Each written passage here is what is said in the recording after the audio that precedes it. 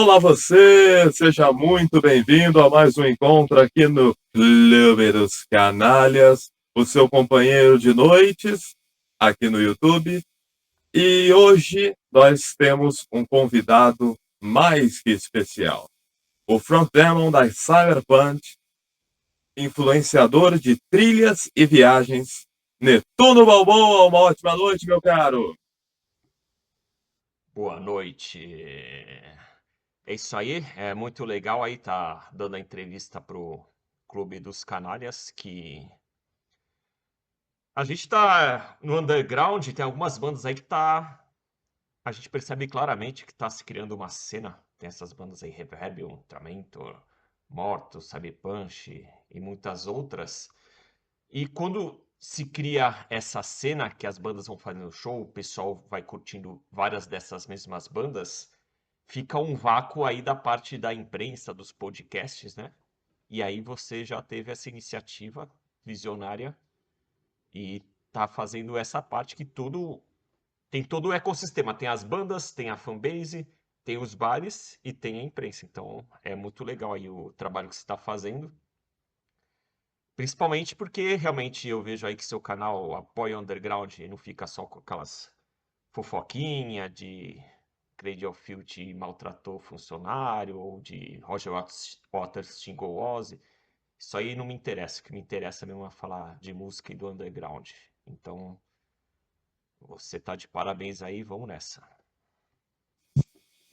Bom, primeiro agradecer que eu não esperava, já começou assim. E segundo, o nosso canal e também nosso portal de notícias, o CNews, que é legal para dar um gancho, a gente, tentando você perceber, a gente não tem nenhuma notícia sobre mainstream. Que a gente quer justamente apenas focar na cena underground. Agradecer que de fato me surpreendeu. Bom, Netuno, eu vou começar esse programa de uma maneira diferente. Geralmente, quando a gente começa aqui, para os convidados contarem sobre seus novos trabalhos ou de quem eles conhecem para divulgar, ou a sua história. Nesse caso, alguém muito especial lhe enviou uma pergunta que eu vou ler aqui. Eu chamei ele para participar, só que ele não pôde, infelizmente, por conta do horário. Estamos falando de Pato Potente, o frontman da Mortruz e da Hatchlock. Ele te enviou uma pergunta. Eu posso a ler? Pode, antes disso, a sua tela ficou na vertical de novo, é só para dar um ajustezinho aí.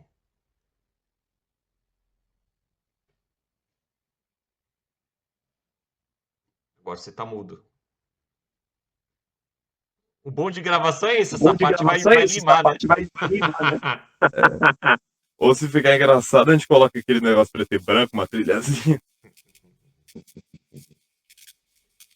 Vai chegar de madrugada e ela vai querer saber onde foi, aonde esteve, o que foi fazer.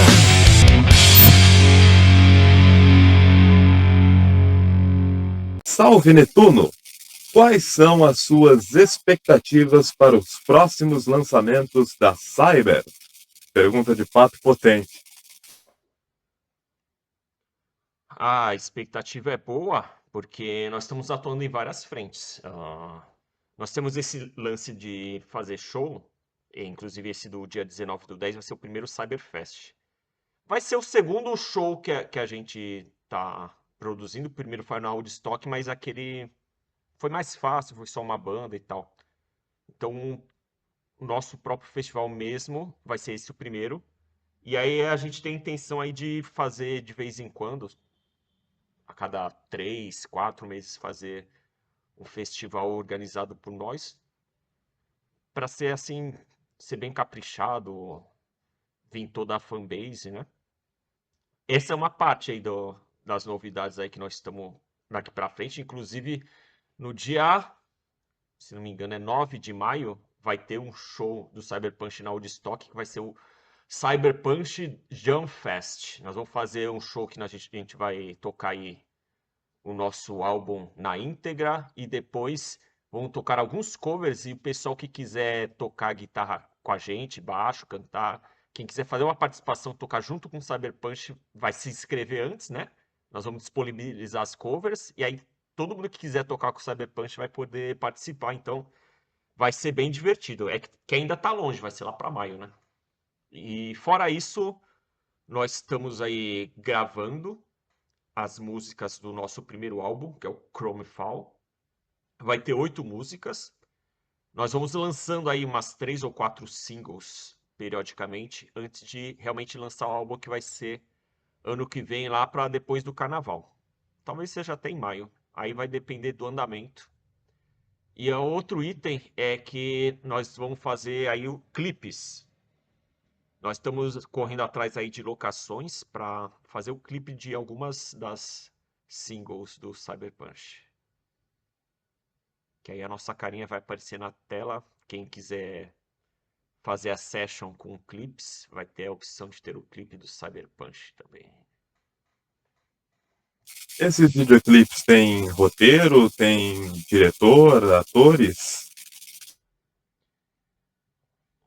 O roteiro e a direção é a própria banda que faz. Assim como as músicas, né? Toda a composição e a pré-produção é nós 5 que fizemos, né? Então essa parte toda aí vai ficar a nosso cargo. Óbvio que nós vamos contratar aí profissionais de audiovisual, né? Que aí eles têm mais a manha de filmar e tal. Mas assim, boa parte de tudo que vai acontecer, roteirização, vai ser pela banda mesmo que vai fazer, então. Que legal. Bom, pergunta do Pato respondida. Um abraço, viu, meu irmão? Bom, agora eu queria que você contasse 2 histórias. Eu queria que você contasse a história do Netuno, evidentemente, mas eu também acredito que grande parte do público gostaria de conhecer também o Denis. Você sabe que vai levar um tempo que a minha história é grande, né? Começa nos anos 80. Em 82, eu tenho quase a mesma idade do álbum The Number of the Beast, do Iron Maiden. Aí. Eu vou falar coisas da minha história que desencadeiem na banda e depois eu falo mais das viagens, que o lance de viagens realmente começou só um tempo depois, quando eu tinha 27 anos. Mas o lance, a relação com heavy metal e com a mitologia do Cyberpunch começou muito antes, desde a infância, cara. Quer dizer, não é a mitologia do Cyberpunch, é algumas coisas, elementos que eu estou juntando aí a mitologia do Cyberpunch. Vamos dizer que quando eu era criança que nerd, que só jogava videogame, e eu adorava monstros, filme de terror. Eu era aquelas crianças, eu e meu irmão, a gente só ficava desenhando monstro. Não desenhava casinha, nada, é só gostar de monstro. Diria que era tipo. Eu era tipo o que a Wandinha, que gosta só coisas darkness. E naquele tempo o pessoal meio que falava, isso aí faz mal pro espírito, não sei o que lá. Eu até achava que tinha algo de errado, mas. Ou era uma fase, mas não, cara, eu acho que você nasce assim, tá ligado? E inclusive desses monstros que eu desenhava, quando tinha, sei lá, uns 4, 5 anos de idade, o chefe deles, dos que eu desenhava, era uma caveira. O nome dele era o Caverox. E eu, eu era fissurado por máscara. Aquelas máscaras de borracha que usavam no carnaval de monstro, né? Só que é só no carnaval que vendia. E eu queria muito a máscara de caveira. E, só que só no carnaval que vendia e era cara. E quando teve o carnaval, não tinha essa de caveira mais. Não sei se tinha acabado. Aí a que tinha era uma de vampiro. Aí eu sempre fiquei depois com vontade de ter essa máscara de caveira. Principalmente porque quando eu era criança eu assistia uns filmes de terror, tipo A Volta dos Mortos-Vivos e tal. Eu não tinha medo. Só que eu assisti um filme que é o Halloween 3, que nem é com o Michael Myers, é uma história diferente, é Season of the Witches, que a história era que vendia umas máscaras, que era uma abóbora, uma bruxa e uma caveira, e as crianças compravam e elas assistiam um comercial de TV. E quando elas assistiam um comercial de TV, elas derretiam e viravam um monte de barata, de cobra. E aí esse filme teve uma cena que a máscara soltou um raio na cara de uma mulher que ficou toda deformada, eu fiquei com maior medo. E aí eu fiquei vários anos sem ver filme de terror, que eu fiquei com muito medo. Então esse é o filme de terror que me deu mais medo. Acho que o único filme de terror que me deu medo da minha vida. Depois eu assisti outros que eu nem tenho medo, tá ligado? E nessas máscaras eu não ia querer de bruxa nem a de Aurora. E tinha a de caveira. O que isso quer dizer?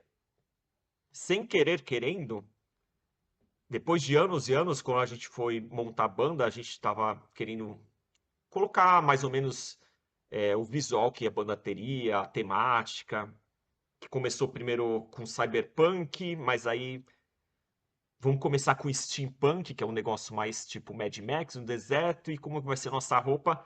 E aí eu fui lá olhar roupas, coisas para vestir, eu vi essa máscara que era aberta aqui embaixo, aí eu comprei. E aí, sem querer, é um negócio que eu sempre quis ter quando era criança e só depois de velho que eu pude usar. O único lugar que realmente, infelizmente, né, a sociedade julga muito, o único lugar que dá para você usar, então, é no palco fazendo arte. E isso é uma coisa que eu queria falar, que o heavy metal é uma das poucos estilos musicais que você tem liberdade total de ser doido em cima do palco, e isso é uma das coisas que é mó legal. Meu gato tá miando, daqui a pouco eu vou ver o que que é, que ele tá me atrapalhando. Essa é Qual a que é o nome do parte... Essa é a bichinho? parte... Oi? Qual que é o nome do bichinho, do gato? Tenho dois gatos, o Phantom Lancer e a oncinha Sonja. Só que o Phantom, quando ele vê que eu tô conversando com alguém, ele fica querendo chamar atenção. Eu vou trazer ele aqui, peraí. Eu vou botar ele aqui no lado, ver se ele fica mais calmo.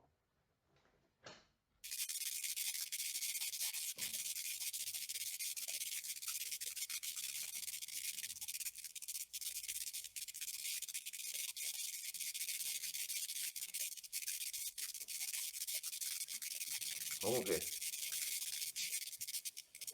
Aí, relativo à minha relação com a música, quando eu era criança eu ouvia a Xuxa. Que era criança, né? Mas aí eu parei de ouvir quando lançaram a música Hilarie, porque eu achei ela muito carnavalesca, assim, muito animada, eu não gostei. E aí eu passei, assim, meio que a adolescência inteira. As músicas que eu gostava eram as músicas que tinham no jogo de videogame, cara. No Mega Man e tal. Castlevania.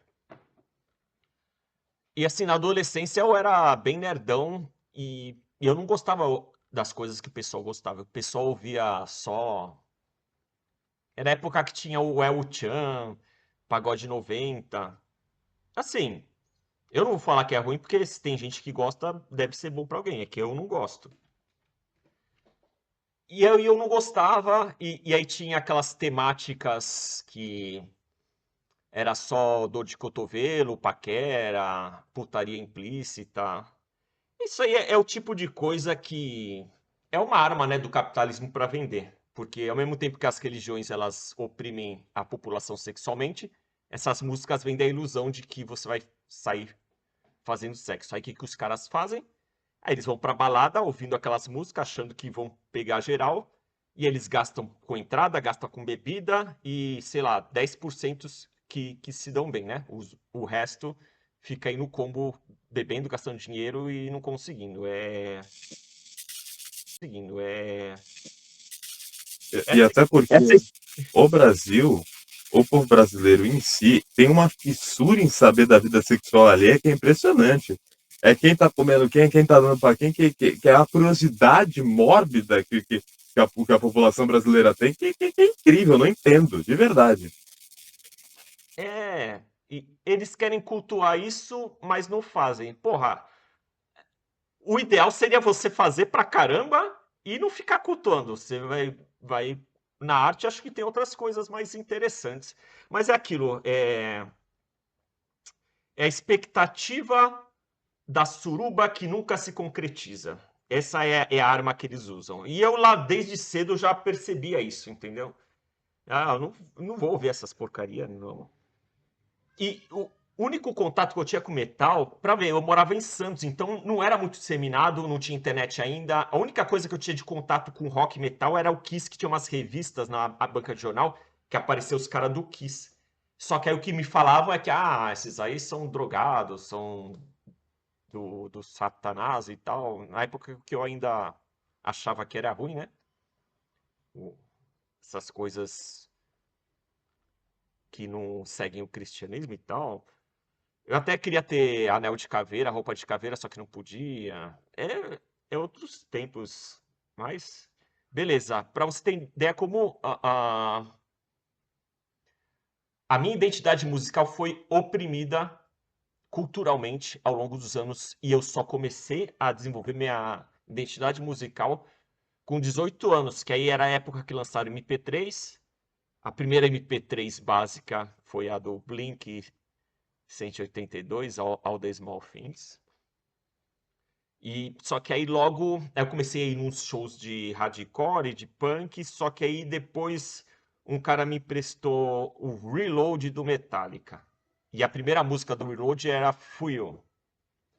Aí quando começou Give me Fuel, Give me Fire, aí já era. Aí eu virei metaleiro, né? Aí eu comecei a procurar as bandas, eu procurei Iron Maiden, Blind Guardian, aí eu descobri que essas bandas falavam de monstro, falavam de... Blind Guardian falava dos temas de RPG, e eu adorava jogar RPG no computador, e as músicas tinham afinidade com aquelas músicas do Mega Man, dos jogos, que aquilo, na verdade, é metal, né? E aí eu que descobri que eu gostava de metal, só não tinha sido apresentado pra mim. E aí com uns 22, 23... eu ficava treinando canto em casa, que eu queria cantar, só que os vizinhos reclamavam, então eu tive que vencer tudo isso. Eu tive 2 bandas em Santos aí, o Punisher, foi dos 22 aos 25 anos, e a Dark Saga, que é dos 25 aos 27 anos. Depois disso, eu me mudei para São Paulo, eu desencanei de banda, porque tem que se juntar. Eu morava no Morumbi, lá na Zona Sul, atravessar a cidade inteira para ensaiar. Aí eu desencanei de ter banda, aí eu comecei a focar nas viagens, né? Foi o período que eu viajei pra caramba. E aí só agora, uns 2 anos atrás, que eu voltei pro morar no centro de São Paulo, que é insuportável, cara. A minha mente fica criando músicas, melodias, várias melodias vocais o tempo inteiro. Às vezes eu acordo de madrugada com uma música na minha cabeça. Eu precisava dar vazão pra isso. Aí eu não manjo nada de instrumento, eu instalei o Guitar Pro, que você vai botando as notas musicais, vai sendo as músicas.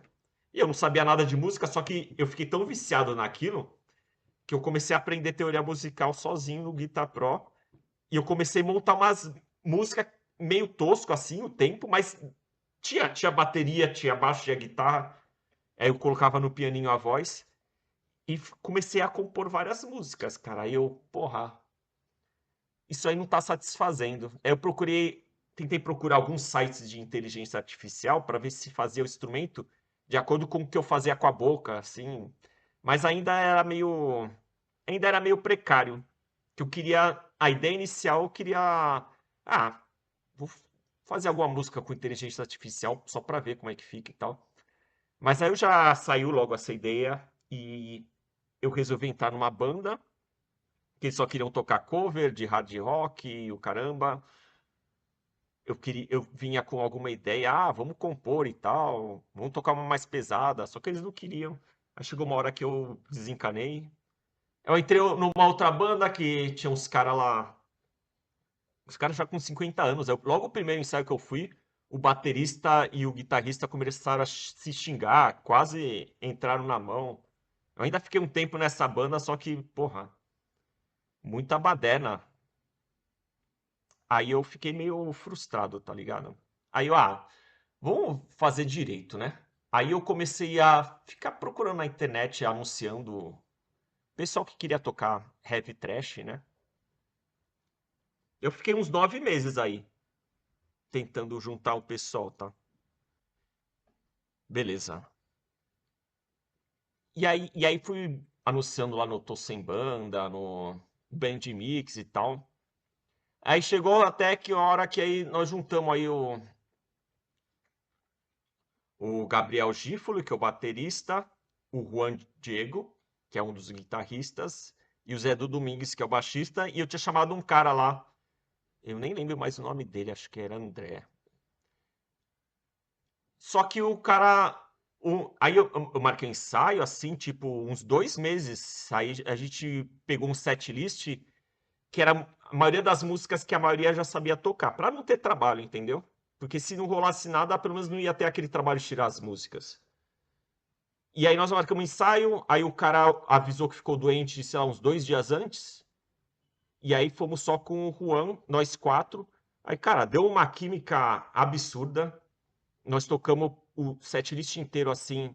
Tinha os errinhos, mas sem parar, sem travar. O contrário do que tinha acontecido lá com as outras bandas. Caramba, eu fiquei bem animado.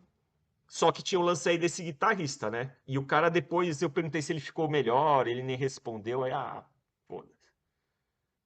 Aí o Gabs, depois o Gabs entrou, porque o Gabs, antes disso, eu tava meio que tentando montar uma banda com ele e um amigo dele. Só que meio que miou. E aí eu até ia chamar ele antes, só que eu tava naquelas, putz, será que se eu chamar ele vai ser mancada que eu vou dar com essa outra banda que estavam tentando formar? Mas aí eu mandei mensagem, oi, tem alguém aí no grupo que tinha montado o grupo? Vocês estão indo atrás de mais membro? Como é que tá? E fala, tá na mesma. Aí eu chamei o Gabs. E aí o segundo ensaio já foi com o Gabs e encaixou perfeitamente, cara. Então, a partir desse ensaio que ensaiamos nós 5, nós fundamos a banda oficialmente. Então, nós 5 somos membros fundadores. A Cyberpunk tem assim, um dia específico de aniversário? Vocês decoraram qual foi esse dia?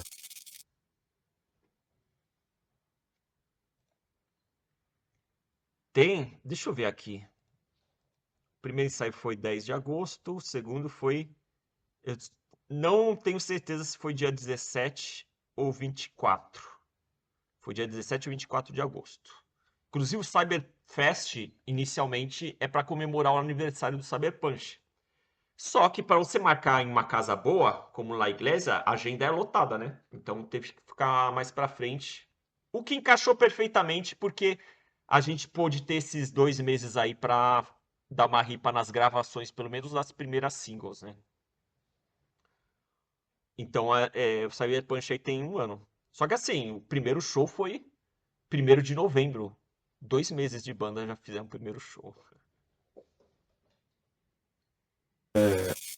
Eu percebo que, pelo menos na minha visão, dessa cena que vai se criando, se a gente tivesse uma Big Four, a Cyberpunk faria parte dessa nova Big Four de São Paulo que está se formando. Vocês, junto com outras bandas que se formaram junto, vocês se consideram também um desses pontos de ignição para essa nova cena?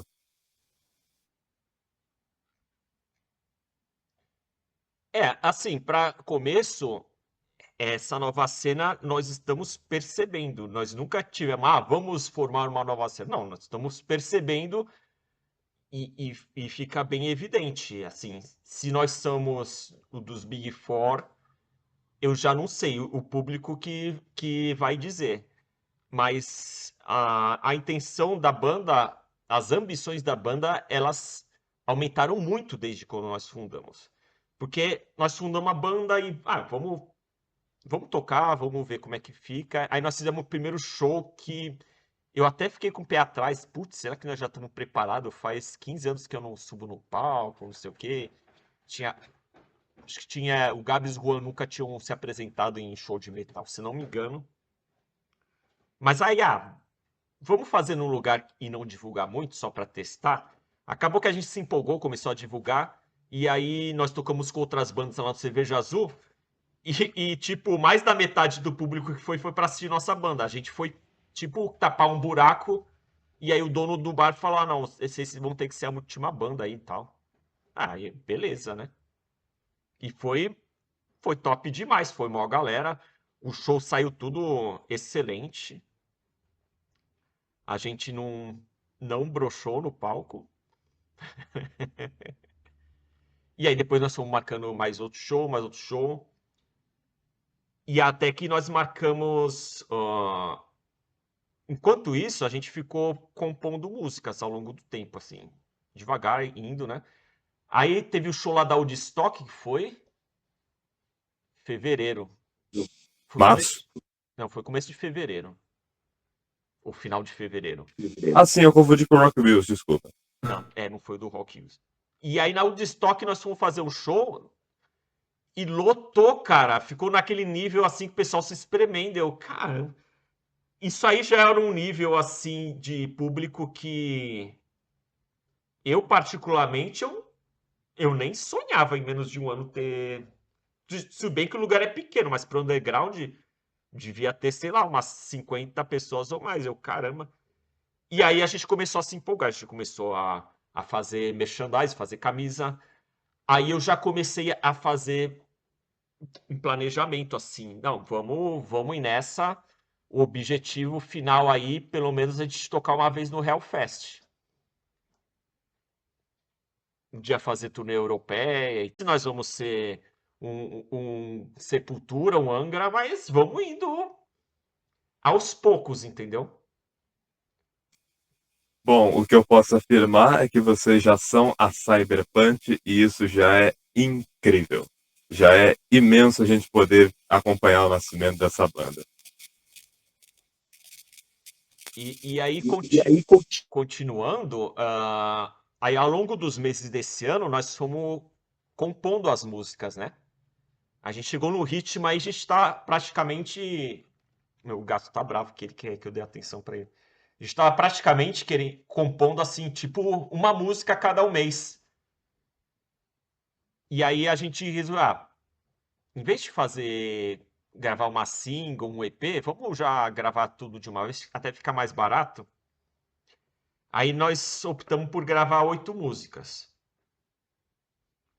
Assim, a gente tinha em mente muito mais música, mas vamos começar com 8 aí, gravar e ver como é que fica, né? E aí a gente terminou aí de compor eu acho que foi em julho nós terminamos de compor as 8. E aí já começamos a gravar e estamos gravando agora.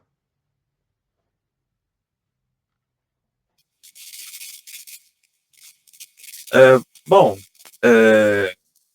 uma coisa que eu sempre falo aqui que eu acho muito importante ressaltar são as amizades entre bandas. E a Cyberpunk, a gente nota uma proximidade mútua de vocês com Hellfest, né, que inclusive vai ser uma das bandas que vai tocar na Cyberfest em outubro. Como essa relação de amizade que aparenta ser surgiu e como ela é seguida até hoje? A Efesto, eu tinha acompanhado o Instagram deles e assim, eu vi que assim como é que eu vou explicar? Se você perceber o underground hoje, a grande maioria das bandas que estão surgindo é metalcore e death metal. Inclusive eu gosto muito de death metal e gosto de metalcore melódico, tipo Killswitch Engage.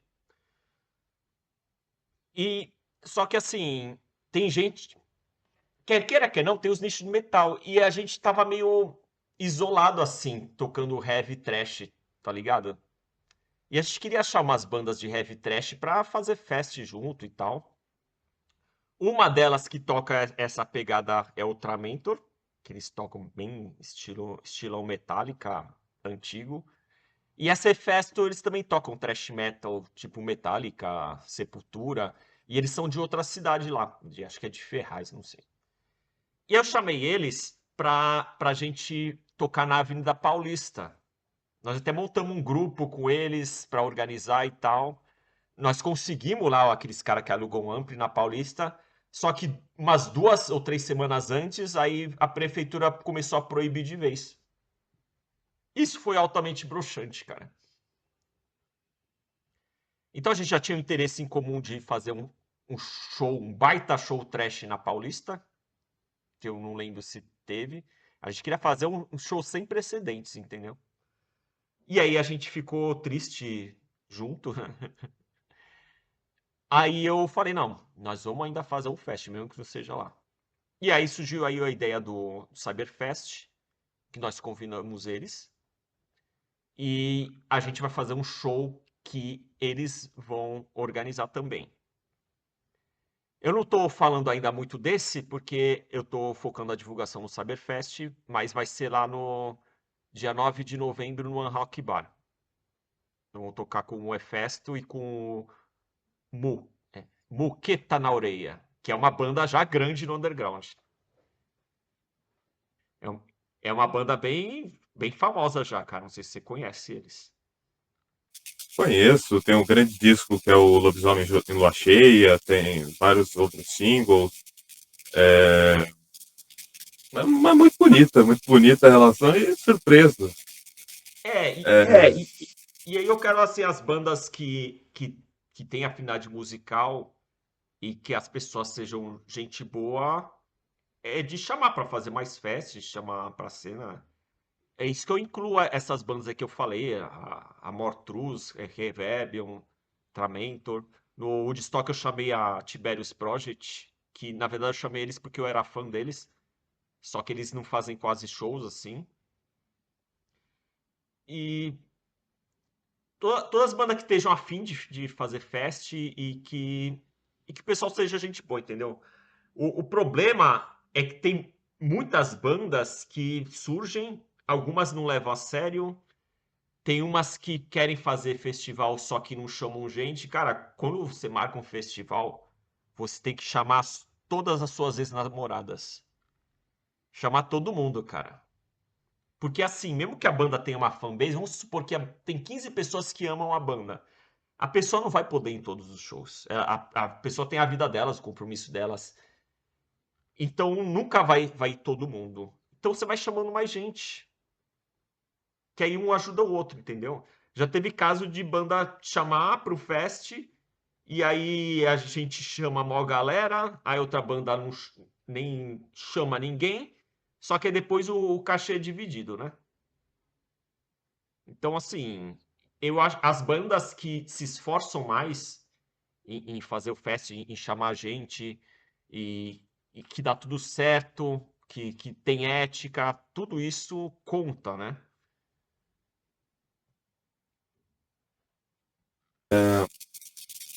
como surgiu assim a ideia? A Refesto você já contou? É Efesto, eu tenho uma mania de enfiar esse R onde não tem. É a Efesto. Você já contou, mas as outras bandas, como surgiu o convite para elas participarem do primeiro festival organizado pela Cyberpunk com o seu nome? A Motros, que é a outra banda do Gabs e que também canta o Pato Potente. A gente já conhecia mais ou menos o Arthur também, que a gente já conhecia, que ele é maior amigão do Gabs. Então, o Pato Potente, que ele tá sempre aí nos nossos shows, agitando, sendo o hold do Juan. Então a gente achou que, não, vamos chamar eles, né? Porque foi mó trampo pra descolar lá para eu conseguir tocar no La Iglesia, né? Que é um baita de um palco, um baita de equipamento. E como eles têm essa proximidade, vamos aí, vem tocar aí, que vai ser muito foda tocar naquele palco, né? E aí eles aceitaram, então. Aí eles entraram no Fest também. E aí quem até me ajudou aí a conseguir show e tal, foi lá o Leandro da Headliner, aquele que organizou lá o show do Rock Wheels, né? Eu nem conhecia ele, eu conheci lá no show do Rock Wheels. E aí eu vi que ele é correria, que ele organiza vários festivais, então Ele não é nosso produtor, mas nós somos a banda parceira dele. Então, assim, ele sabe assim que pode contar com a gente se precisar de banda para show, né? E a gente troca bastante figurinha, assim, todo mundo cresce, né? E aí a Heidi Moonlight, que vai tocar também, ela é do cast da Headliner. E eles tocam o estilo heavy metal, né? Eles, eu identifico eles tocam mais ou menos uma pegada do Black Album. E eu não vi o show ao vivo deles, eles são gente boa também, e eu tô curioso, eu quero ver. Apesar que no dia do fest, eu vou estar me poupando um pouco de som para eu ter concentração quando eu for cantar. Se eu ficar a tarde inteira ouvindo todas as bandas no volume máximo, para mim vai ser ruim. Eu vou pôr assim um protetor auricular, mas vou assistir todas as bandas. Continuando, você disse aqui na entrevista que você é de Santos. Você é nascido e criado na cidade praiana? Sim, eu vim para São Paulo para São com Paulo 26 com anos. 26 anos. Mas eu trabalho em Mas São eu trabalho Paulo em São desde Paulo os desde os 19. Eu ficava 19, pegando fretado. pegando fretado. Mó tortura pegar fretado. Que não me pergunte, não precisa responder se você não quiser. Quantos anos você tem? Tenho 43. 43. Achava que era menos até, por incrível que pareça. É que eu É que como eu como frango com batata com doce. batata doce.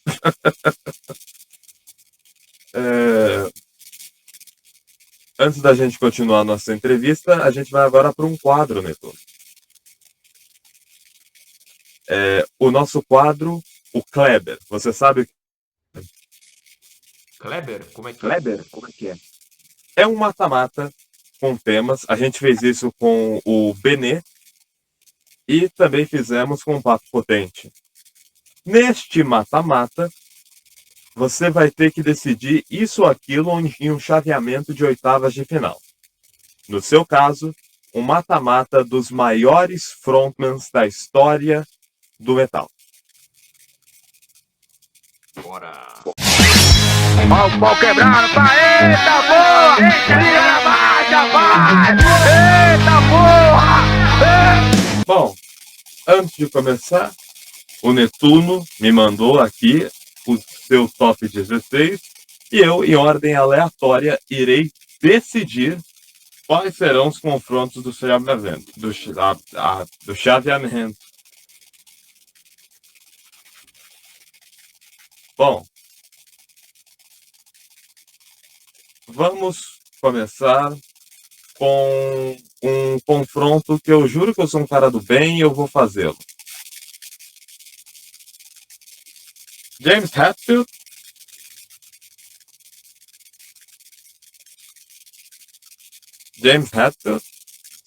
Certo? contra Robbie Flynn. Essa aí eu vou Essa aí eu vou botar no James Hetfield. James Hetfield. Opa, só desligou o Opa, só microfone. desligou o microfone. Porque, assim, o James Hetfield é mais percursor, né? E também, assim, eu comecei a gostar de metal vendo o James Hetfield. Apesar que eu tenho grande admiração pelo Robert Flynn, que ele é do Machine Head. Cara, o último show que eu fui deles, eles tocaram 2 horas e meia. E o cara cantando, rugido e tocando. A energia do cara. Eles fizeram uma turnê que ele tava resfriado, começo de pneumonia, e ele tocou os shows, ele queria tomar remédio para melhorar, e cancelou 1 ou 2 shows. Mas a energia, a vontade dele é impressionante. Mas o James Hetfield é um metal god, né? Aí não tem como.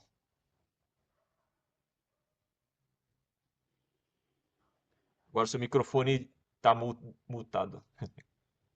Então passa James Hetfield, amigo. Bem, amigos do Clube das Canalhas, passa James Hetfield.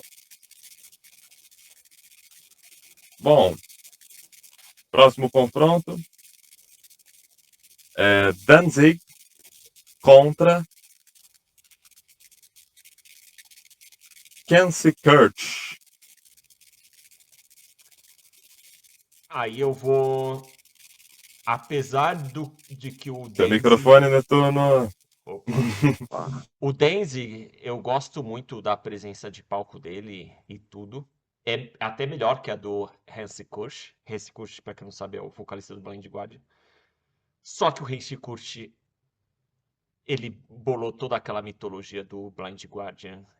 E as temáticas, as músicas deles não tem aquele padrão que é verso, ponte, refrão, solo e refrão, muda o tempo inteiro.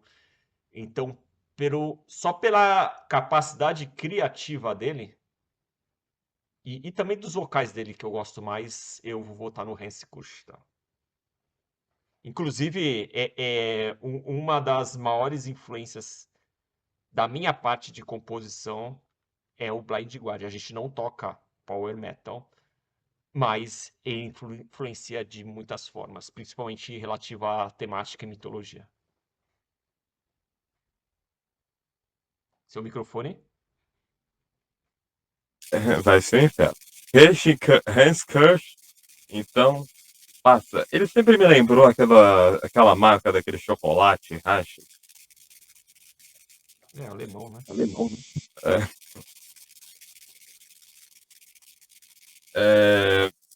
Bruce Dickinson contra Rob Halford. Sacanagem. Sacanagem, né? Ser eliminado logo no começo é meio foda.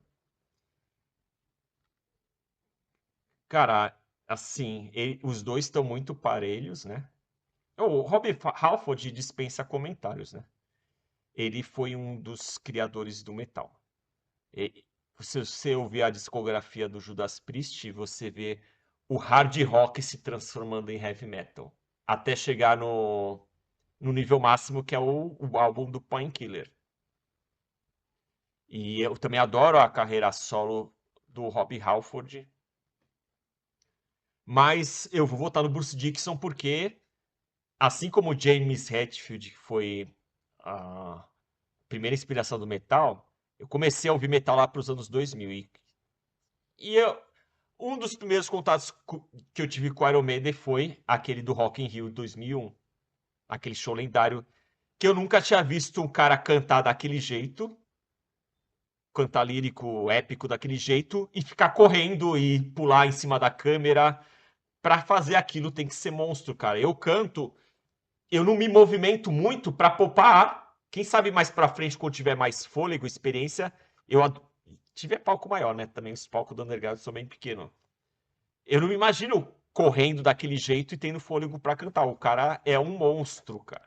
E ele é uma das minhas maiores influências como frontman, é o Bruce Dickinson. Então, o Bruce Dickinson, ele vai passar. Bruce Dickinson eliminando Rob Halford. Eu admito que eu fui um pouco maldoso nessa. Mayfield Barron versus Tim Lindemann. Pô, essa também é difícil, porque o Metal Barrel, ele cantou pouco tempo no Iced Earth, né? Só que, assim, o timbre de voz dele, o jeito que ele canta é das minhas maiores influências, cara. E a forma que ele bota emoção pra cantar e tudo. Mas, também outra grande influência minha é o Till Lindemann, cara. E o Till Lindemann, o que ele faz no palco, assim, como eu vou dizer, ele mistura o metal com algo bizarro. Ele é bizarro e a presença dele em palco é visceral. Eu assisti um show ao vivo do Rammstein aí o último que eles fizeram no Brasil faz um tempinho. E fora as alegorias que ele faz, ele se veste lá de cozinheiro. Tem uma música que é Bug Dick, que ele faz umas coreografia bem sinistra. Quem quer, eu não vou falar aqui o que ele faz, mas só por aí Bug Dick e vai aparecer o que ele faz no palco. É bizarro. Bizarro. Ele, De preferência longe da sua família ou de outras pessoas. Inclusive, ele fez um clipe que ele botou um piercing com uma lâmpada aqui dentro da boca pra cantar com a luz acesa. Então ele passa nessa, cara. E fora que a poesia dele, né? O Battle Barrel, quem compõe as músicas, eu acho que era só o John Schaffer. Que inclusive ele foi preso, que ele fez umas bobagens aí. E o Till Lindemann é um poeta, né? Poeta, né? É o poeta de Olhos Tristes. É o apelido dele. Então, ele passa, né? Ron James Dio contra Paul Stanley.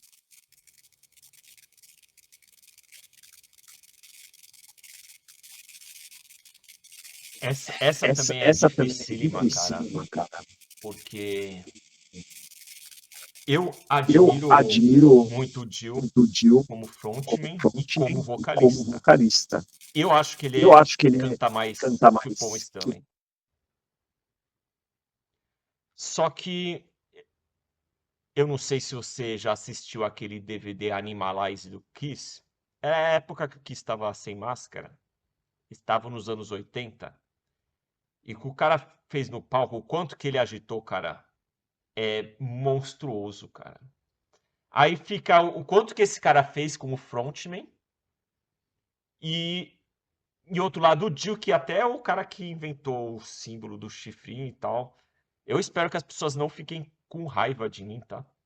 Mas a presença de palco do Paul Stanley, pelo menos da época dos anos 80, foi algo que me inspirou muito, cara. Era visceral, era arrebatador, cara. Eu até, quem achar isso injusto, eu convido pra assistir lá o Animalize.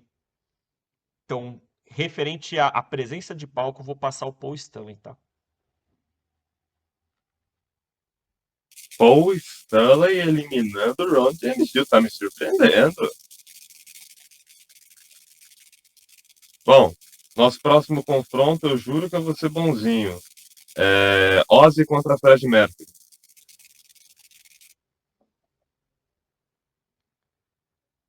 Eu vou apanhar de novo, será?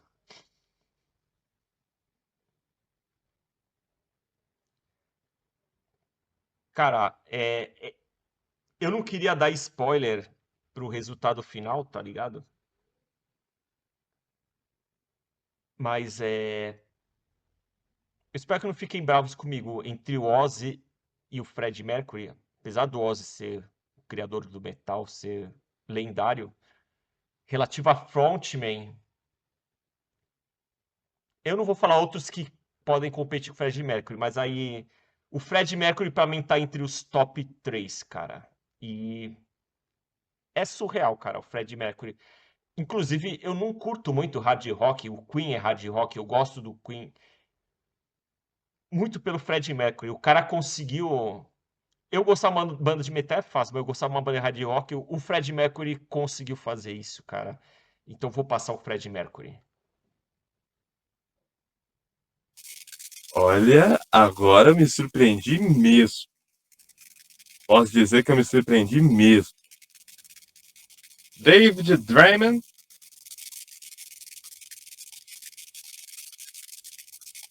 contra Lahon Witherspoon. Pra quem não sabe, o David Draiman é o vocalista do Disturbed. E o Lahon Witherspoon, acho que é assim que fala. Ele é o vocalista do Seven Dust. Muita gente não deve conhecer essa banda. Quando teve o começo do New Metal, eu tinha minhas bandas favoritas de New Metal era o Korn, o Disturbed e o Seven Dust. São bandas que eu ouço há mais de 20 anos. Inclusive o Disturbed é a minha terceira banda favorita. Apesar de que hoje o pessoal tá com um pouco de raiva deles, né? Eu não vou falar os motivos para não polemizar relativo ao David Draiman. Mas, né? Mas isso não apaga o quanto que me influenciou, né? O passado deles e tal. A banda é boa, você não conheça seus ídolos, né? E o Lahon Witherspoon, eu tenho prós e contras. O pró é que o Seven Dust é uma banda que mantém uma consistência. Todos os álbuns deles são nota 8, cara. Eles só lançam um álbum bom. e lançam muito. Eles devem já ter uns 15 álbuns. O problema deles é que o Seven Dust, eles... Eu não sei por que motivo. Eles são preguiçosos, eles não fazem turnê nem na Europa. Eles só tocam nos Estados Unidos e pra eles tá bom. Eles ganham a grana lá. E eu fico até frustrado, né? Eu nunca fui no show do Seven Dust. É uma banda que eu ouço há mais de 20 anos, velho. Mas eu vou passar o Lajon Witherspoon, porque a presença de palco dele bota mais emoção que o David Draiman, cara. Eu coloquei o David Draiman mais pelo estilo vocal dele, que é muito único, eu gosto. Mas o Lajon também tem um estilo único. Mas, relativo à presença, o Lajon é... Eu acho que ele é um frontman melhor. Passa Lahon. Esse vai ser o nosso último confronto, né? Que é Eric Adams contra Thomas Ford. Tobias Forge, Tobias Forge, que é né? o Que é o vocalista do Vocalista do Ghost. Ghost. Não tirei Thomas, pelo amor de Deus. Pô, aí, agora que vamos me xingar mesmo, cara. O Eric Adams é o vocalista do Manowar e o Tobias Forge é o do Ghost.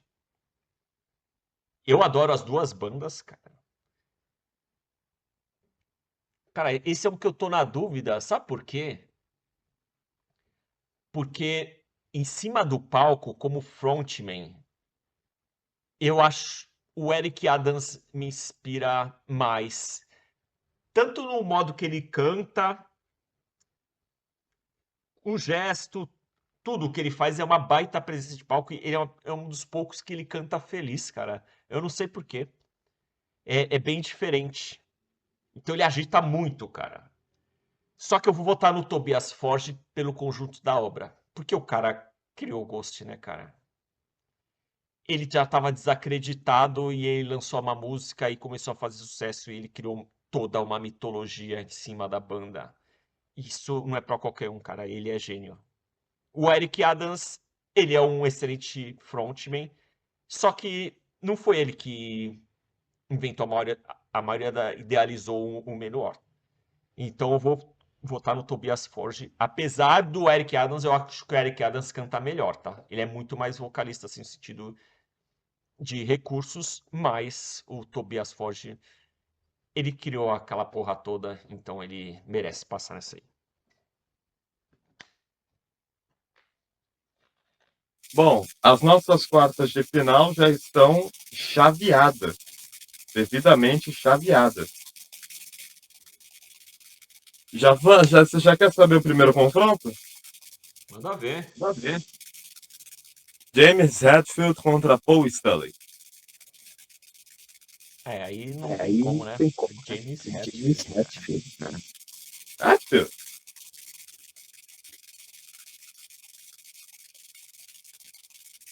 Porque o Porque Paul o Stanley tem muita Stanley tem muita presença lá presença. no lance de, pelo menos naquela época, de agitar e tal. Mas o James Hetfield, só com a voz dele, ele já agita, né? A voz dele é muito única. E o modo que ele canta, ele não pode agitar mais que ele tá. Apesar que o Paul Stanley também toca guitarra, né? Mas o James Hetfield, mesmo que ele fique parado tocando, ele tem mais presença que muito vocalista que pode pular. Pra mim, o James Hetfield é um dos top, cara. Então não tem como. Até porque o Metallica é minha banda favorita, né?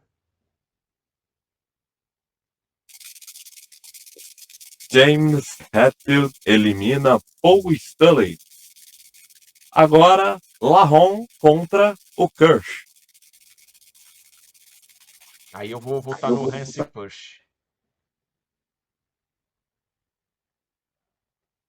O Hansi Koch, você percebe claramente que ele é um nerd que gosta de RPG, de livro do Senhor dos Anéis, do Stephen King. Então ele não vai ser um cara que vai... Ele é até meio tímido, cara, mas isso que é legal, porque ele vai cantar lá toda a mitologia que ele criou. No entanto, ele é tímido, só que ele vai lá e não arrega, cara. Então eu vou pôr o Hans Kusch aí. Passa Hans Kirsch.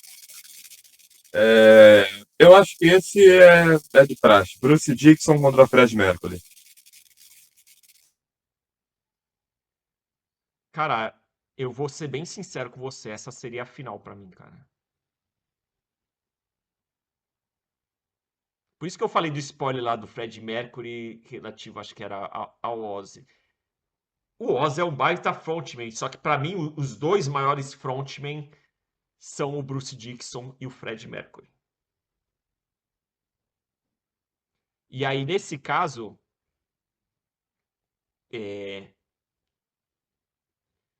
cara, eu me inspiro muito no Fred Mercury pra cantar, porque o Fred Mercury, ele, se você perceber o modo que ele canta, ele metia um registro vocal por sílaba. Às vezes, uma palavra, ele fazia vários registros vocais diferentes.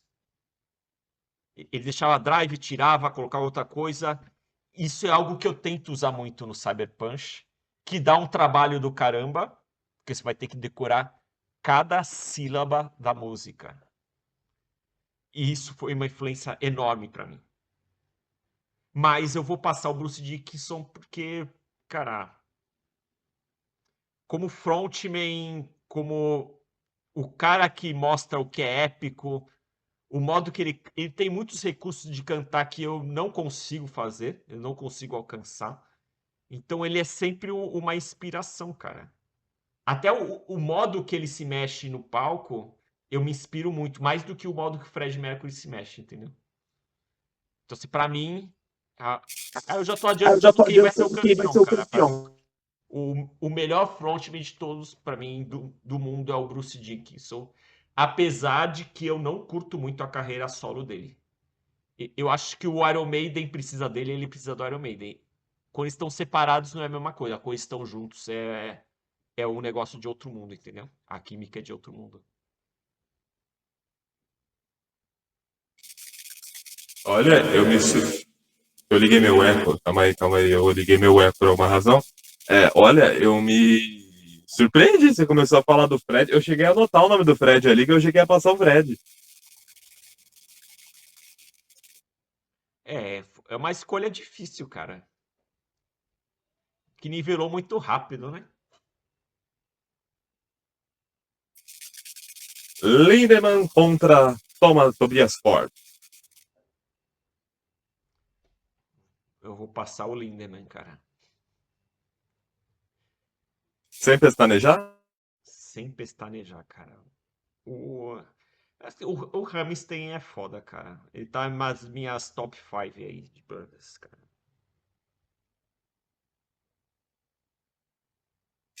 Bom, agora bora pra semifinal. Hetfield contra Kirsch. James Hetfield. James Hetfield.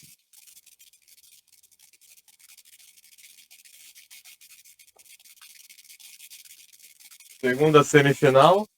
Bruce Dickinson contra Lindemann. Bruce Dickinson. Bruce Dickinson. Oh, que legal. Que legal. Ficou Afinal, Metallica e Iron Maiden, cara. cara. Dois top do Dois metal. tops do Tá metal. bom, né? Tá bom, né? Quem vence? Se puder dar um discurso aí. A minha banda A minha favorita banda é favorita Metallica, é mas mas depois de tudo que eu depois de disse tudo que eu disse de de inspiração, pra mim é o inspiração Bruce é o Dickinson. Bruce Dickinson. Até porque são É porque são estilos estilos diferentes, diferentes, né? né? O seu microfone tá O seu aberto. microfone tá aberto aí. O James Hetfield é o frontman com a guitarra, né? E Bruce Dickinson é só com o microfone. E pra minha inspiração, eu não toco guitarra, então a minha maior inspiração de frontman é o Bruce Dickinson mesmo, cara. Apesar do James Hetfield ter me introduzido ao heavy metal. E eu gostar mais do Metallica. Eu amo Iron Maiden, mas se tiver que comparar, Metallica pra mim é número 1. Mas de frontman é o Bruce Dickinson, cara. Bom, Bruce Dickinson é o nosso campeão. E esse foi o Kleber. Bora voltar para a entrevista. Bom, você comentou aqui e você entrar de vez no mundo das viagens, como você disse, foi apenas com 27 anos. O que despertou essa vontade? É um desejo já antigo? Não, eu Eu trabalhava trabalhava foi aberto foi aberto. com os caras. E aí teve um cara do trabalho que ele tinha ido um ano anterior na Argentina e Chile e queria voltar. Eu era amigo dele e aí ele perguntou, quer ir? E eu meio que.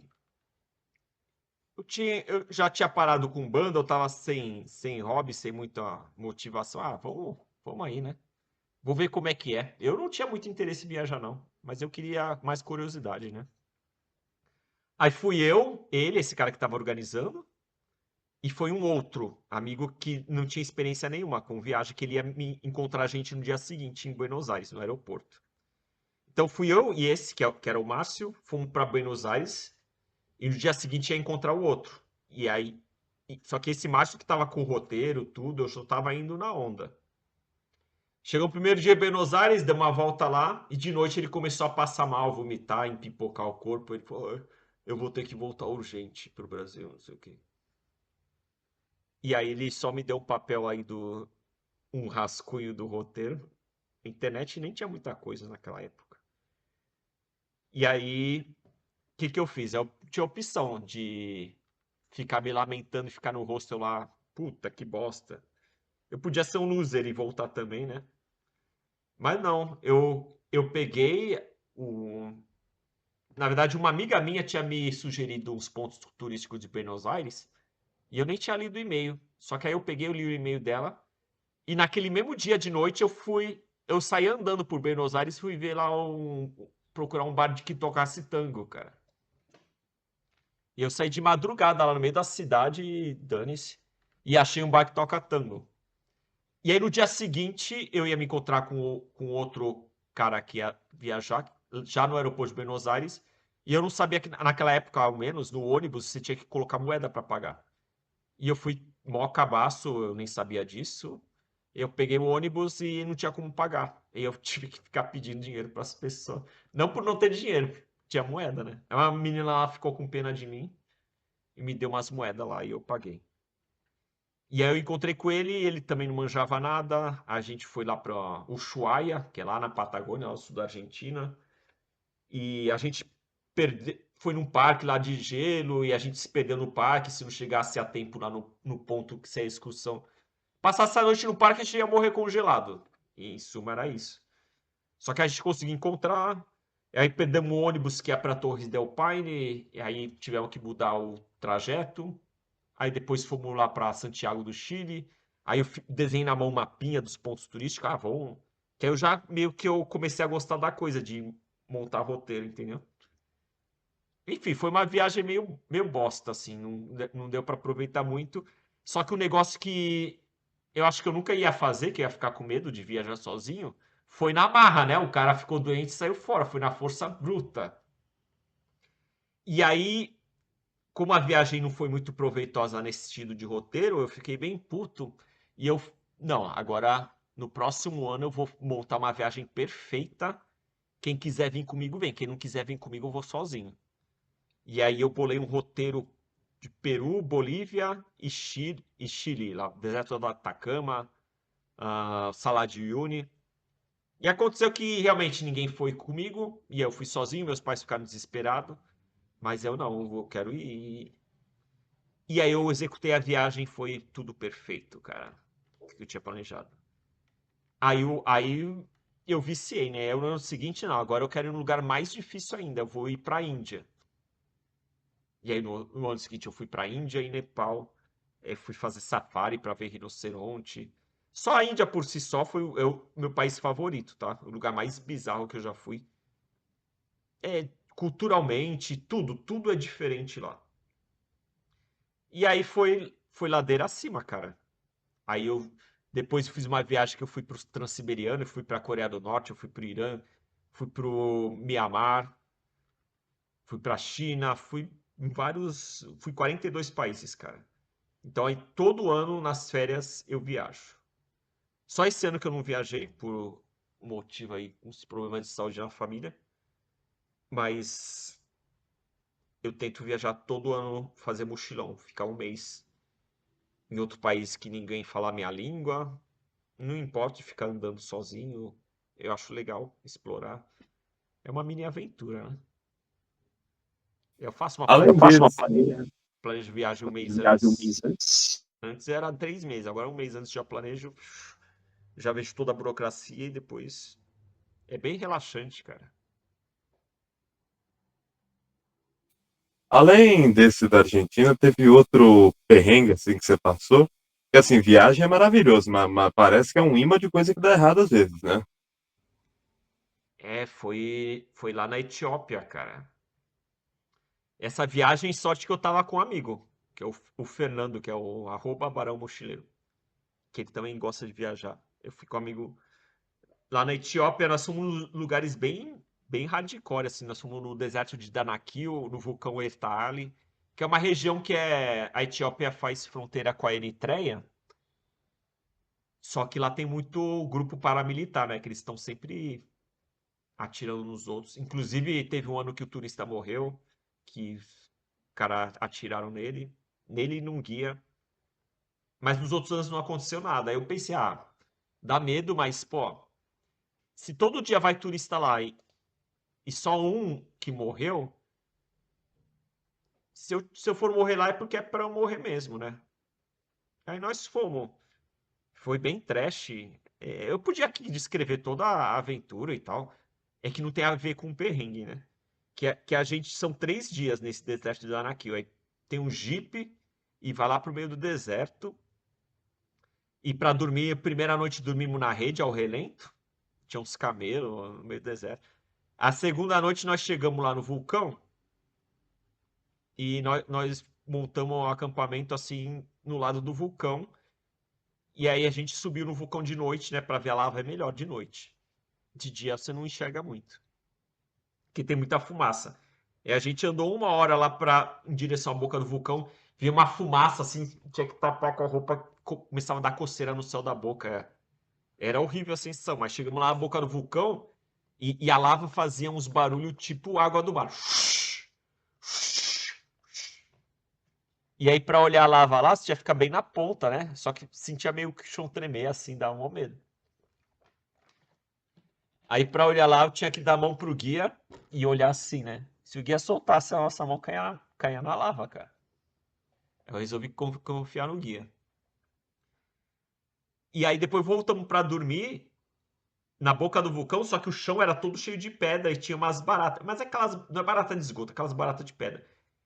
E a cama, eles jogaram o edredom em cima das pedras lá e a gente dormia no chão. Tinha até que se ajeitar assim pra não deitar bem em cima de uma pedra na coluna, assim. E as baratas andando assim, ao relento. E o vulcão lá, se o vulcão entrasse em erupção, a gente morria, né? Foi bem. Aí depois fomos lá em Libela, uma cidade lá que tem um cristianismo que não tem nada a ver com o cristianismo romano. Que foi, sei lá, se é um apóstolo foi lá. E a Etiópia nunca foi colonizada, então é um cristianismo totalmente diferente do que a gente conhece. E não deixa de estar certo, né? E é bem bizarro. E aí depois desse país, o que a gente ia fazer? Esse país dessa cidade. Dentro da Etiópia é uns aviãozinhos que cabe umas 30 pessoas que vai nessas cidadezinhas. Porque pela estrada esquece, cara. Pela estrada. Nós até pegamos um trecho de 5 horas de estrada, é horrível. Fica tudo telepidando do lado do abismo. Aí fomos parar no restaurante. O restaurante eles comem muita carne, né? Carne com massa. As carnes lá do açougueiro cheio de mosca varejeira pousada. Nós não comemos, ficamos com nojo, cara.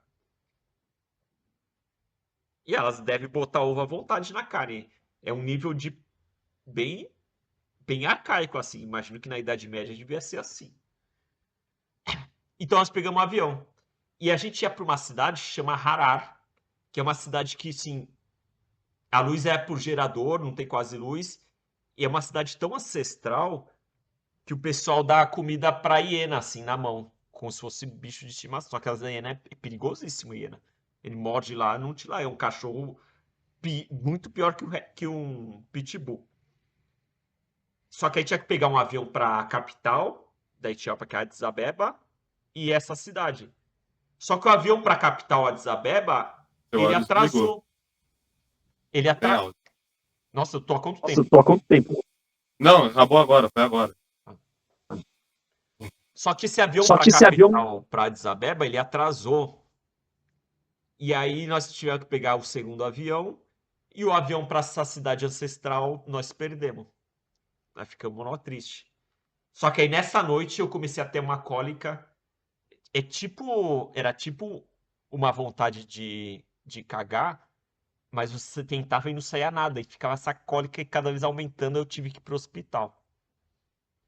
E aí já me internaram, porque eles nem conseguiam, eles não tinham tomografia, então eles estavam vindo por ultrassom.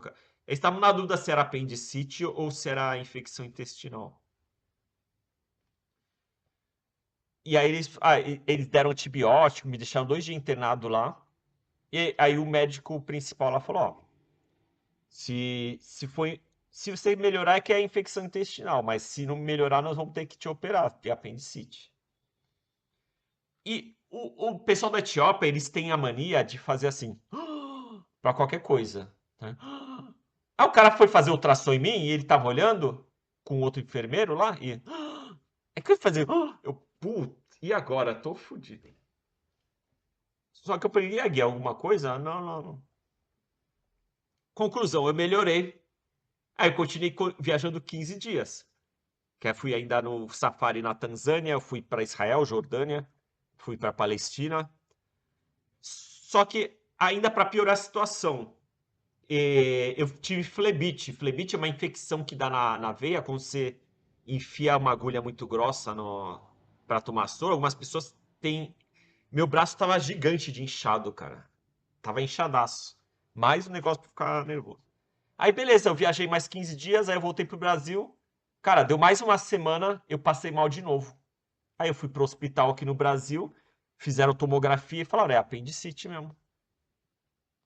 Aí você vê que bizarro, né? Que eu poderia estar naquela cidade lá que mal tem luz e ter morrido, sei lá. Mas o avião atrasou e fui parar na capital, que era o melhor hospital que tinha lá na Etiópia.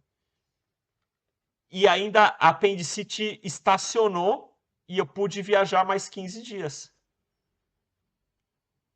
É muito surreal isso aí, né? É sorte ou é místico? Eu não sei. É bem estranho isso aí, cara. É muita coincidência, assim, pra dar tudo certo, né? Porque, pra quem não sabe, apendicite, aquela aguda que dá dor à pessoa, aquela tem que operar na hora, mas tem uma que é crônica, ela fica só ameaçando. E era dessas que eu tive. E esse foi o maior perrengue, assim, de viagem, cara. Caraca.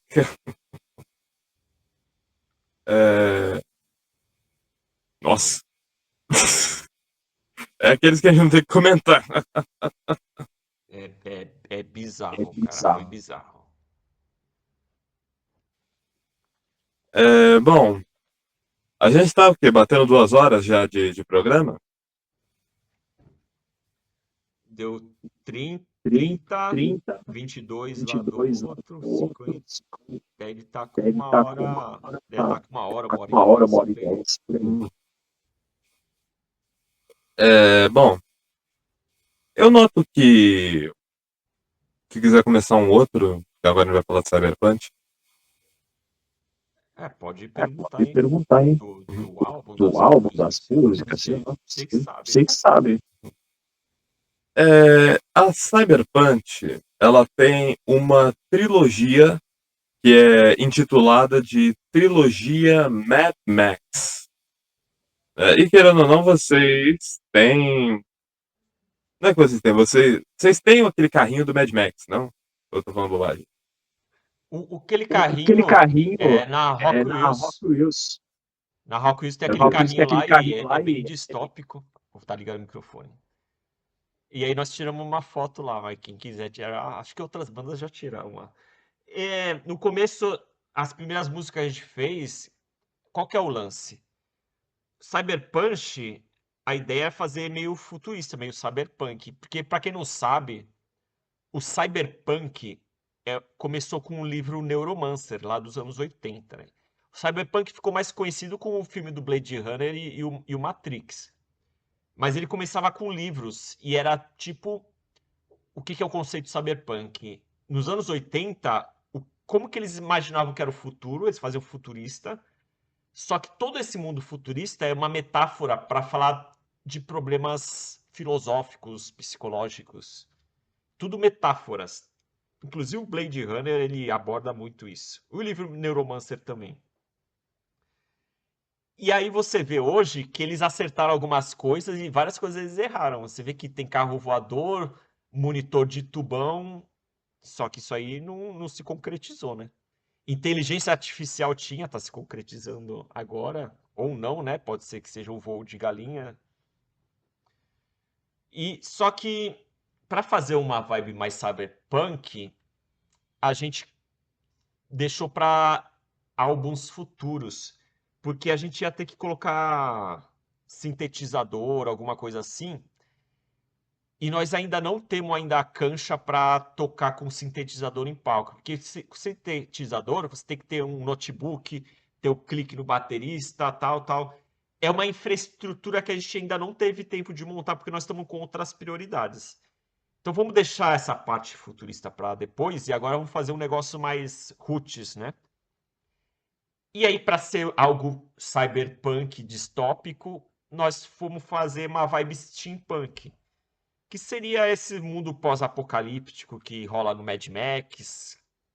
Mad Max é o mais famoso, né? Que mostra esse mundo pós-apocalíptico. Mas tem várias outras histórias na literatura que também mostram. E aí a gente começou a fazer algumas músicas, as 3 músicas que tem a ver com esse mundo do Mad Max, né? Que é a Furiosa, Immortal War e a Gas Town. Só que, assim como as outras músicas do Cyberpunk, nós temos uma música que fala do livro do Coração das Trevas, que até fizeram um filme Apocalipse Now que é baseado nesse livro. Essas músicas, elas têm a parte lúdica, assim, épica de que é aventura, é um mundo distópico, ou é na selva e tal, que é a primeira camada, né? Onde se passam as histórias. Mas essas histórias, elas, na verdade, elas são um experimento filosófico. Elas, o modo que as histórias se passam, elas mostram a ganância do homem, mostra as dinâmicas sociais. Tem várias camadas por trás, né? Que só você lendo a letra e ouvindo, você vai sacar. Tem várias metáforas. Que é assim, o modo de arte que eu acho legal, cara. Aqui no Brasil teve a MPB durante muito tempo, no tempo da ditadura, eles faziam umas músicas que tinham duplo sentido, triplo sentido. Falava uma coisa, mas você queria dizer outra. Então, o cyberpunk, os livros cyberpunk também, ele fala futurista, mas ele quer abordar questões filosóficas e políticas. E as nossas músicas também são assim. Elas têm começo, meio e fim. As letras não são jogadas a esmo. Tem introdução, a desenvolvimento, a conclusão. E aí inclusive, nós temos 2 músicas bem épicas, que é a Gas Town e a Rivers of Blood Flows from the Heart of Darkness, que são histórias completas, as músicas. Então, os instrumentos vão acompanhar a vibe. Se tá numa vibe mais calma, mais melancólica, mais rápida, elas são uma história. Isso nós estamos aplicando à produção de todas as músicas. Nós estamos colocando bastante elementos que conectem a pessoa à temática da música. Não ser simplesmente você, tô assistindo Cyberpunk porque o Gabs tem um cabelo bonito, eu gosto dele. Ou que o Netuno é o caveirão que agita. Não. Eu quero que as pessoas... Também pode ser, né? Mas eu quero que as pessoas assistam. Eu gosto dessa música porque ela me coloca nesse universo, entendeu? Eu quero que a pessoa ouvir a música do Cyberpunk, ela entre no universo que nós estamos querendo mostrar. E aí, durante o show, fazemos o audiovisual. Que a pessoa ouve a música, entra naquele universo e visualmente eu tenho alguns apetrechos que eu boto no show para conectar a pessoa à temática daquela música, entendeu? A Drowned, eu tenho uma serrinha porque a música fala de desmatamento. A pessoa acha que é um cara com a serra, um serial killer tipo o Jason. A princípio parece que é o Jason, mas não é. Na verdade, é um burguês cortando as madeiras e o mundo vai ficando sem ar e as pessoas... Drowned é afogado e as pessoas morrem afogadas, morrem sem ar. Essa eu já falei como é que... eu dei o spoiler de como é. Agora, nossa primeira single, que é a Riding Worms, a princípio ela fala dos vermes do Duna, que está montando uns vermes do Duna, aí tem todo que ele tem que andar torto assim pro verme não pegar, eles só podem sair de noite, que de dia o deserto queima muito eles. Mas tem outra mensagem subliminar, ele fala de outra coisa, essa aí eu não vou falar spoiler, mas quem lê a letra vai entender perfeitamente do que se trata, entendeu? E é um tema bem bizarro, tá?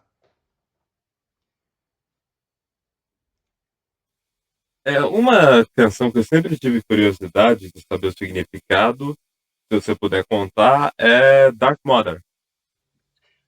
A Dark Mother, como é que começamos essa música? O Juan, acho que ele joga aquele jogo Cyberpunk e tem tipo um cabaré, um puteiro que é o Dark Matter, acho que é o nome. E aí ele falou, ó, vamos fazer uma música meio gótica que fale de um cabaré que tem os gangsters e eles tiram proveito das prostitutas e dos capangas.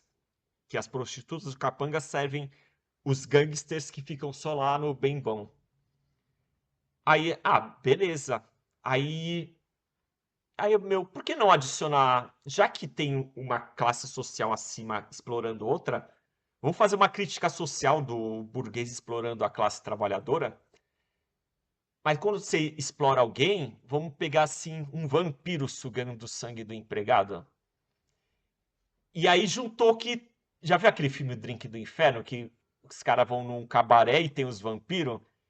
Então o Dark Matter virou a Dark Mother, que é um cabaré com os vampiros que eles exploram os empregados. Então é uma metáfora dos vampiros sugando sangue de quem trabalha lá, que na verdade é uma metáfora do burguês explorando o trabalhador. Aí também tem um trecho lá que a ponte 6 days a week and are condemned to serve. 6 dias por semana eles estão condenados a servir. Que aí tem a ver meio com a escala 6x1, que é uma exploração das pessoas, entendeu? Então a gente fala de vampiro, só que tem um tema por trás. Esse eu já falei. Inclusive essa música que nós vamos fazer o clipe, tá? Primeiro clipe aí. Dark Mother? É isso aí. É isso E aí. ela é um pouco Ela é um diferente pouco das diferente outras das músicas. Nós temos várias músicas épicas e músicas mais thrash metal. A Drowned é muito thrash metal. Só que essa aí é a única música gótica que tem nesse álbum. A gente pretende fazer mais músicas góticas. Nós não temos aquela de, vocês são trash, vocês são heavy, vocês são gótico. Não, a gente gosta de trash, a gente gosta de gótico, a gente vai misturar todos os elementos para fazer nossa personalidade.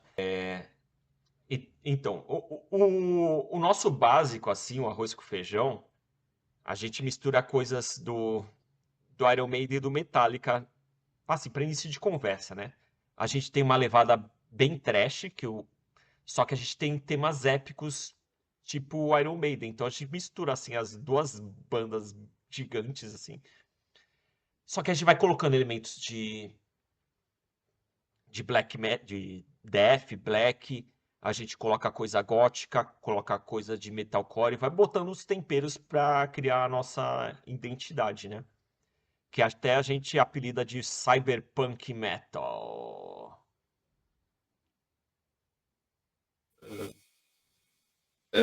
Netuno, tem algo essencial que você queira falar, divulgar, alguma coisa?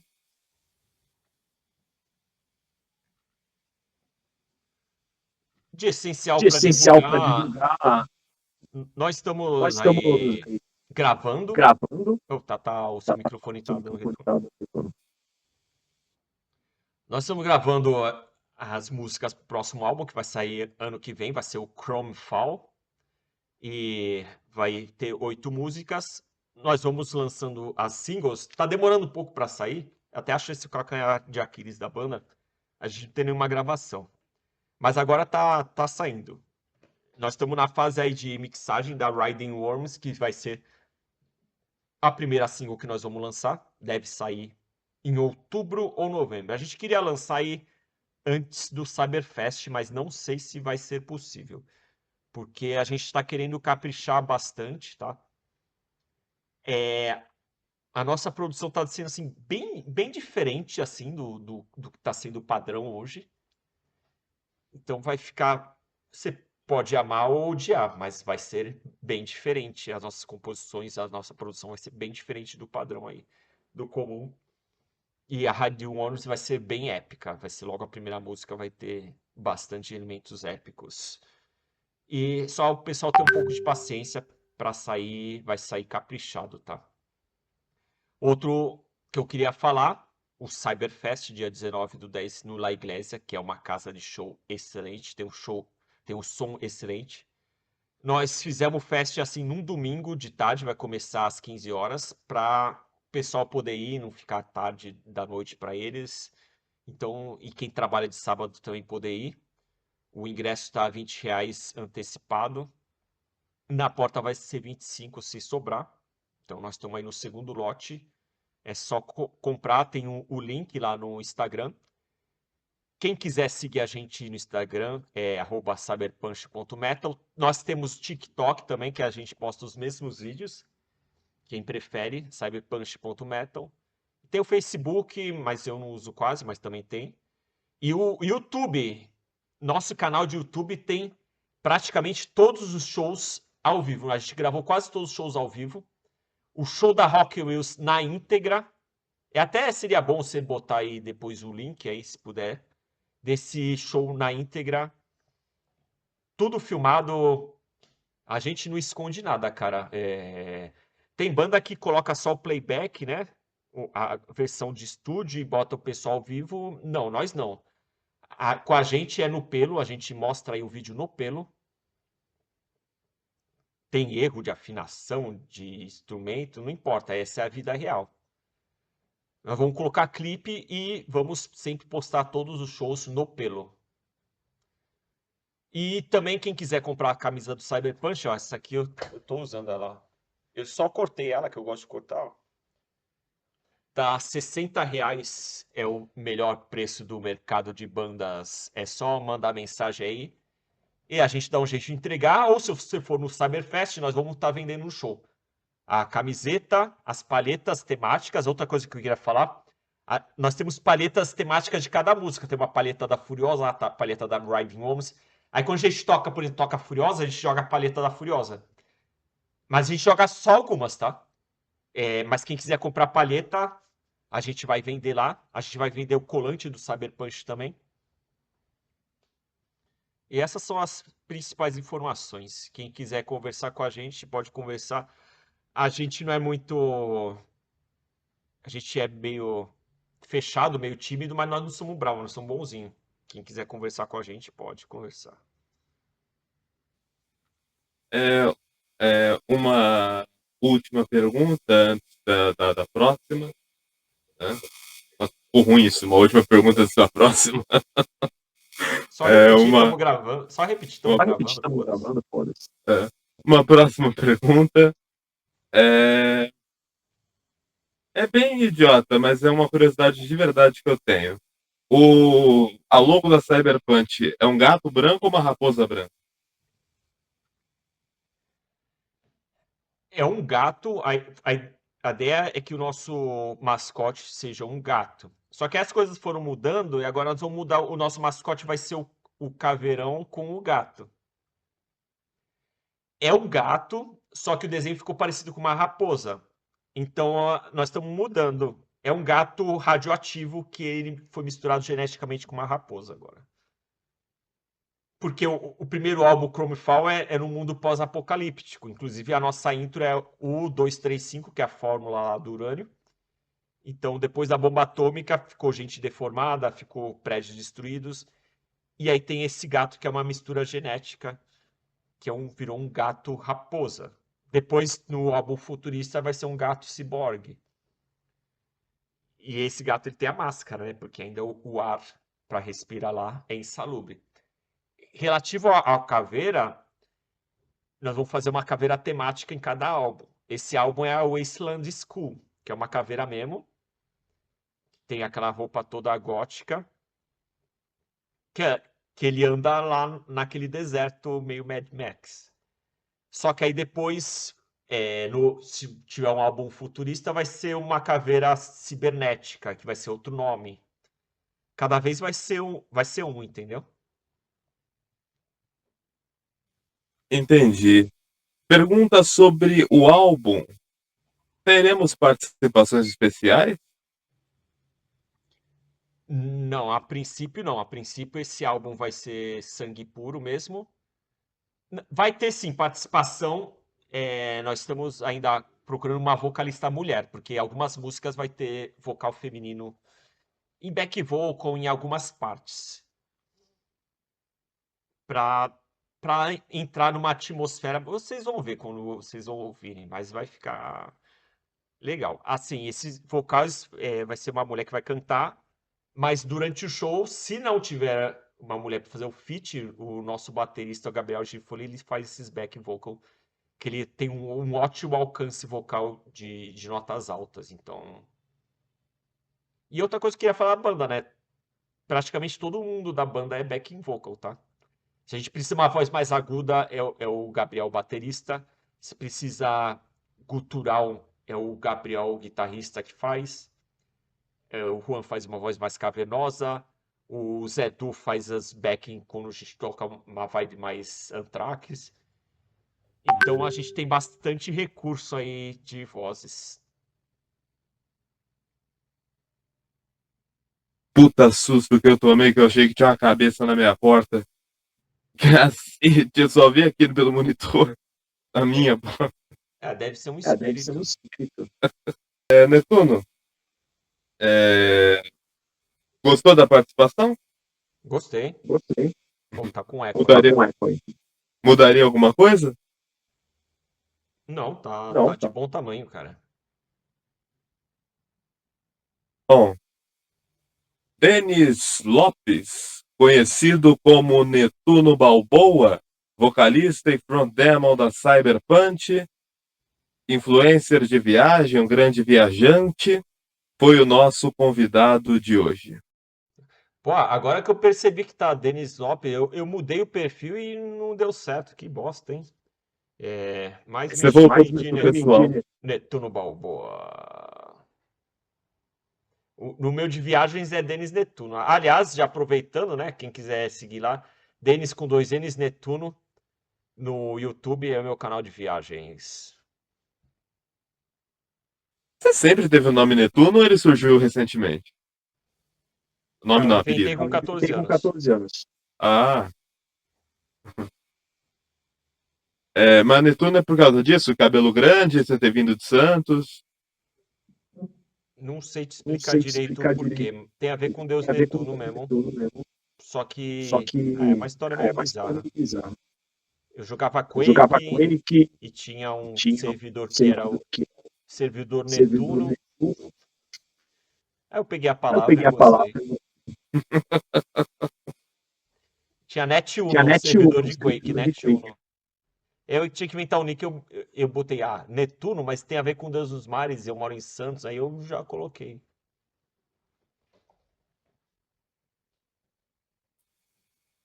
Então, 8 horas e 16 minutos no momento da gravação.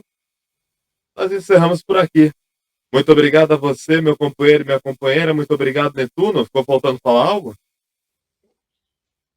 Só Ah, queria... só queria. Opa, tá o Opa, tá. áudio. Queria agradecer a participação e eu acho um excelente trabalho aí. Espero que você continue aí com esse trabalho aí, que esse seu canal tem todo o potencial para crescer, para divulgar o underground. E aí, sempre que você precisar de alguém do Cyberpunk, quiser convidar os outros membros também, fica à vontade que a gente, ou quiser também fazer no Cyberfest, quiser fazer pós-jogo lá com a gente, tranquilo. Eu só não falo muito antes de fazer show, tá? Que eu gosto de poupar a voz, mas é por questões técnicas. Mas depois do show pode falar à vontade. Entrevistar o pessoal de boaça, tranquilaço. Netuno, obrigado por ter cedido o seu tempo. Obrigado por ter gravado o programa, né? Que, de novo, nosso computador deu aqui um chabu. E agradeço profundamente a todos os auxílios que você deu no dia de hoje e também anteriormente. Show. Show. Última. Última. Oh, tá eco. Tá eco. Só de encerrar, tem o símbolo do metal, né? Que outros estilos estão roubando, mas do Cyberpunk é assim, porque é um chifre e um gato. Então no Cyberpunk a gente faz assim. Isso aí. Valeu.